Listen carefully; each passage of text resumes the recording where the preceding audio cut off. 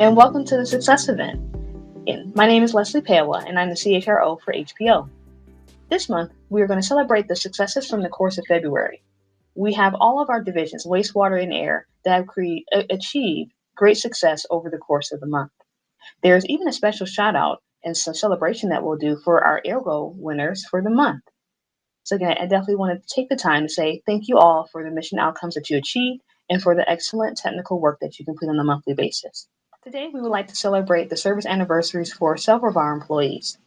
First, we have Michelle Ogburn with 5 years of service. Sarah Fitzgerald with 5 years of service.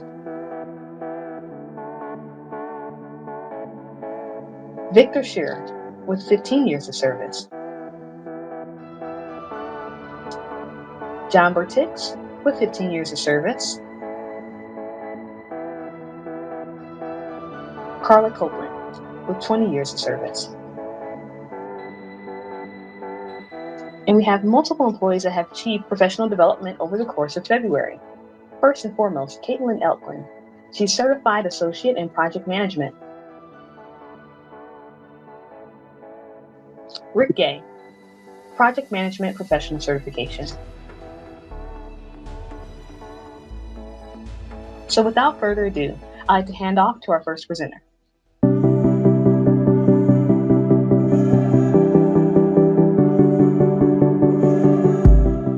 Hi, I'm Michelle Martinez. I work in Emergency Response Unit as the Administrative Service Officer, and I am the Arizona Emergency Response Commission Coordinator.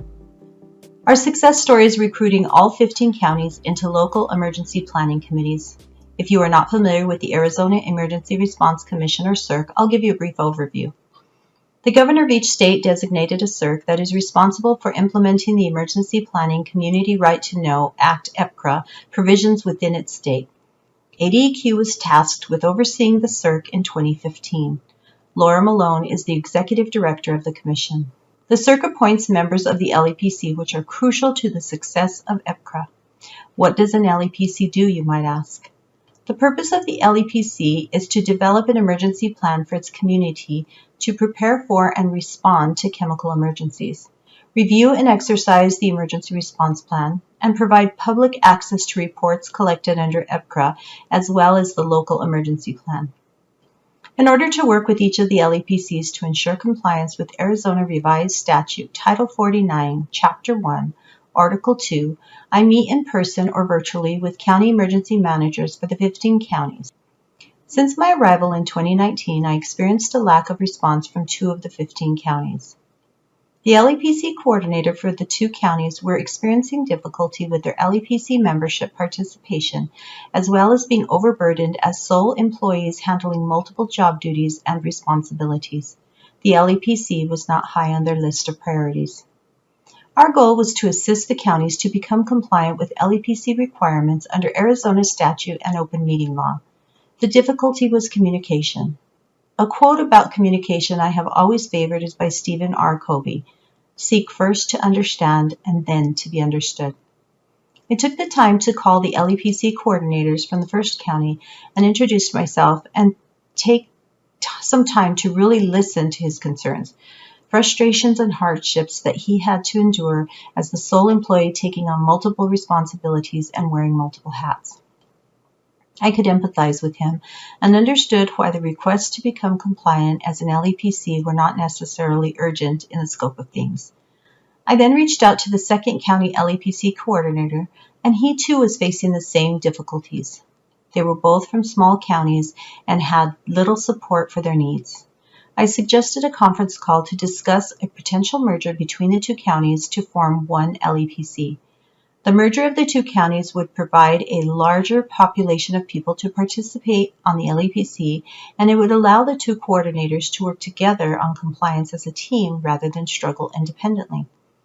I also offered AZERC staff services to assist with the LEPC membership recruitment, membership rosters, open meeting law requirements, bylaws, biennial exercises, and emergency response plans. Their appreciation and relief to be assisted so generously was greatly appreciated. After I explained the need for the compliance of the LEPCs, They were more than accepting of the offer and agreed to merge the 2 county LEPCs into one. We officially have all 15 counties compliant under 14 LEPCs. Outreach has been a key component to letting the LEPC members know that we are here to assist them with their needs and to ensure LEPCs are in compliance with statutory requirements, and especially that they are successful. The continuous outreach to our LEPCs is the ADEQ way by seeking to perform our vital mission with excellence and improvement every day.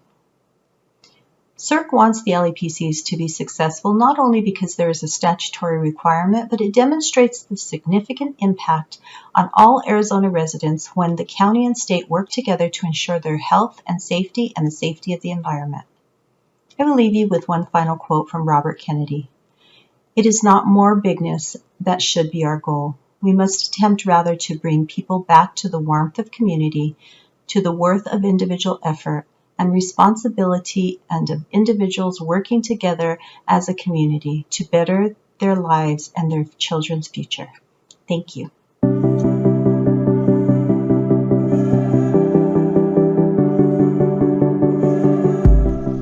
Hello ADEQ! Jonathan Quincy from the Surface Water Improvement Value Stream, back again for the second month in a row to celebrate another great agency success with you.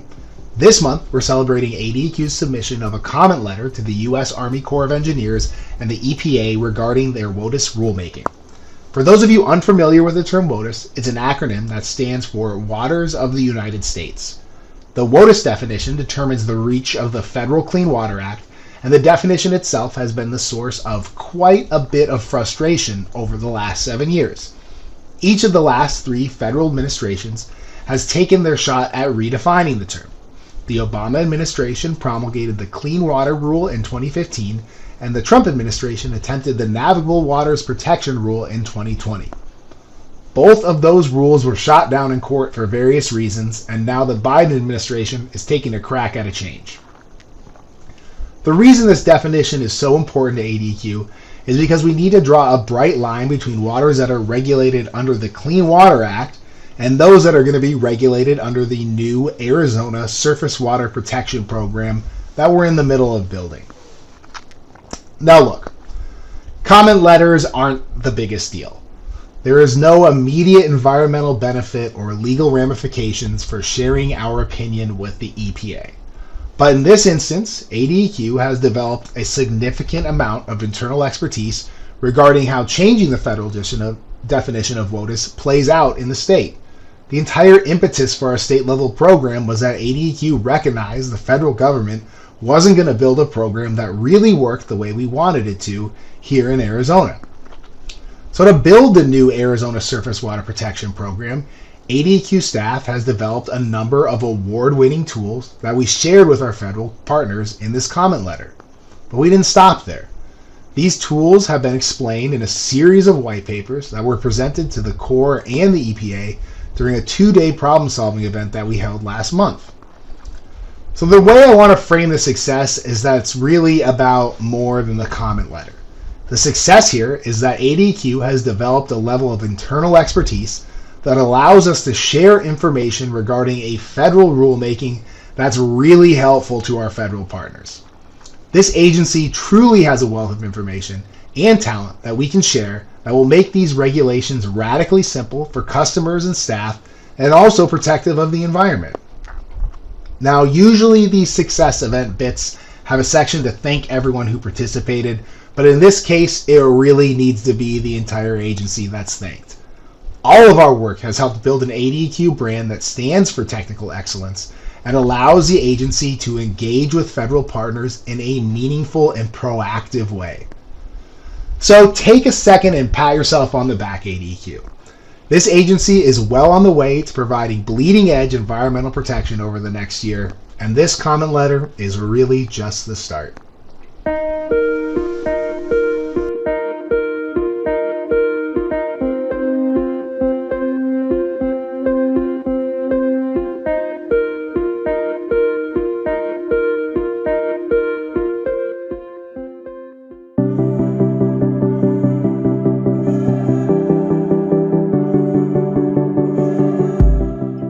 Hi, everyone. Good afternoon. I was asked to speak about our team's accomplishment on winning this last month's Ergo Challenge, and just wanted to share some tidbits that we've done as a group, as a team, to remind ourselves, keep each other accountable about doing those on a regular basis. And so what we ended up doing is creating a tick sheet. Just whenever we have meetings, it's available to everyone on the team. And so it's a Google Sheet, and we just put in the date and a mark when we have a meeting and do an exercise. And then one fun thing that we did, we have a Google, well, no, he is not a Google guru. He is an Excel guru on our team. But what he did is the daily tracker that we use for our huddle meetings, he created a macro or a little message that pops up as soon as you open the file each morning. And it reminds us like, hey, remember to do Ergo Challenge, let's have fun. So that's been really helpful and fun to do. And it's just a fun reminder. So that way we've been able to keep each other accountable and do those Ergo challenges. And we also have a team member that is on the Safe Work Action Group. And he is also reminding us on a regular basis not to forget to do the exercises. So, and then we have the team participate by selecting which exercises we use. So sometimes, some members just want to do the wrist exercise, and others are having aches and pains on their shoulders or want to get up and stretch. So there are times when we'll just select which ones we want to do, and we all do a particular exercise that'll be helpful for each of us that morning. And so that's what we've been doing. It took us a little while to get used to that structure, or to get used to those reminders and doing them on a regular basis, but that's been really helpful, and it makes it fun. So thank you for listening.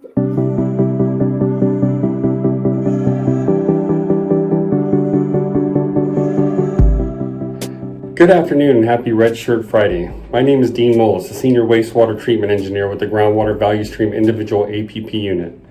I'm a Grade 4 operator in all 4 disciplines of water and wastewater. A utility in Yuma previously under consent order to address foul air issues was again receiving odor complaints from the community. This system has had documented odor complaints for more than a decade. In 2014, ADEQ negotiated a consent order with the utility, and in 2018 amended their individual aquifer protection permits for 3 of their largest wastewater treatment plants to include odor control. ADEQ also added lift station odor control in the wastewater treatment plant permits to address foul air concerns with the collection systems.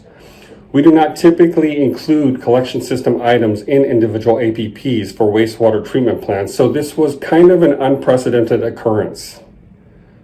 More recently, residents in the area contacted the county to complain about odors, and the county shared these complaints with ADEQ. When contacting the county and ADEQ, residents were concerned that every time ADEQ announced an inspection, the utility would prepare for that inspection so that when ADEQ arrived, typical odors were no longer an issue. ADEQ's groundwater value stream helped solve this problem by holding numerous pre-planning meetings to ensure that root cause was understood to the greatest extent possible prior to conducting an inspection. As a result, the team, made up of the Groundwater Value Stream Manager, Naveen Savararayan, Groundwater Compliance Inspection Units Inspector, Andres Aldana, and myself, freely discussed and promptly decided and totally committed to a path forward that resulted in an unannounced inspection. With no time too inconvenient for mission good, ADEQ traveled to Yuma on February 13th after the Super Bowl, one of the most inconvenient days for a sports fan to travel. Since there were 3 employees, we looked for an Airbnb in the utility service area and happened to find one within a block of the wastewater treatment plant that was experiencing the most odor complaints. When Naveen arrived to the Airbnb, I was waiting for him outside. Even after such a long drive, we excitedly hopped in the state vehicle and we drove to two of the large wastewater treatment plants and around odor complaint areas in search of fugitive odors. At 8 a.m. the same morning, which happened to fall on Valentine's Day, ADQ's loving employees showed up with the county for a wastewater treatment plant unannounced or surprise inspection. We inspected the three large plants on one day, four more smaller wastewater treatment plants on day 2, before beginning a collection system audit which added an extra third day to the inspection and site visits to 12 lift stations. Each wastewater treatment plant had its own employee or operator maintaining the plant, and each employee received individual training from ADQ on the wastewater treatment process and how it applied to their wastewater treatment plant. The collection system operators also received training on maintaining and operating the collection system. The claim made by these employees was that they had never received formal training and didn't know much about the treatment process, daily labs, and monitoring. They didn't even get to view the lab analyses results that were sent to the main office but never shared with operators. For example, they had never seen a settability test performed, which is one of the most basic ways to look at the amount of solids in the plant and how healthy the sludge is flocking and settling to ensure that there are not too many solids in the wastewater treatment plant itself. Or knew how to backwash rags out of pumps quickly by holding check valves open.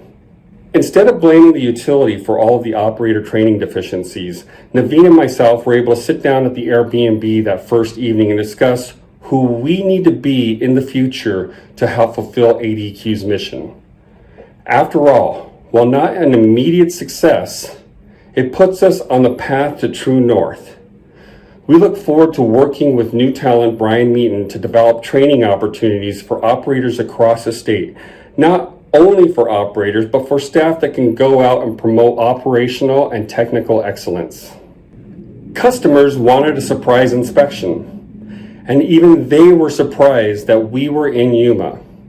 On day 2, ADQ took the opportunity to attend a community event. We initially thought we'd be chatting with attendees after the meeting, but the community welcomed ADQ to get up to the podium and speak as well. After ADQ explained the credentials and experience of the value stream staff that had showed up to the community, vaguely discussed the work that was being performed and the accommodations chosen to be in the center of the complaint activity, the community asked questions, then presented staff with a warm round of applause. ADQ stuck around after the meeting to answer community questions, including a personal thank you from County Supervisor Darren Simmons, with the main comment from the community being that they would have loved to have seen us on that agenda. But as we had explained to them, that would have defeated the purpose of their request, having an unannounced inspection. These most recent inspections is a great example of supporting mission work by involving end users and considering what they value. Through that, we increase our brand's power and more mission outcomes can be achieved. Thanks to all that assisted the groundwater protection value stream on this effort, including Supervisor Simmons, the county officials, and facility operators.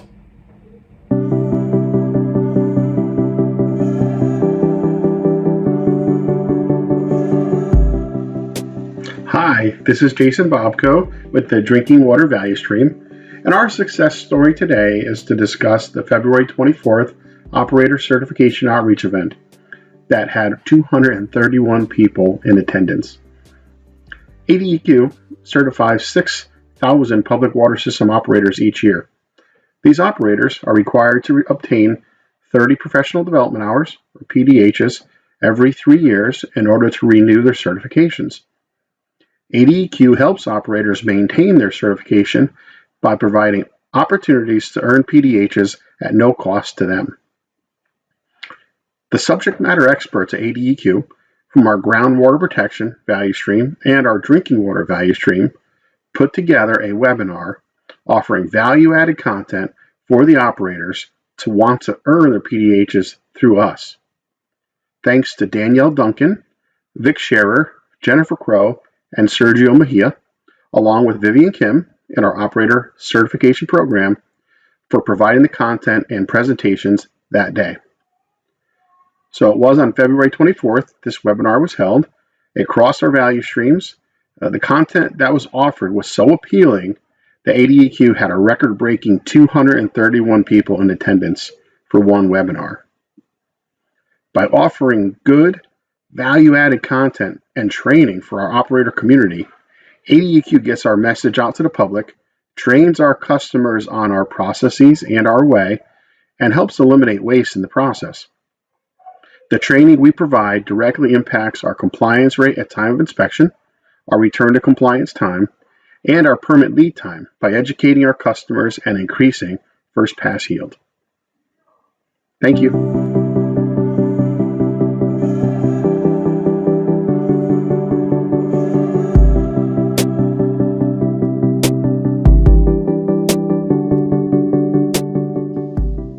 That was quite the listing of successes that our agency has achieved this month. And the sentiment that I'm most left with is, wow.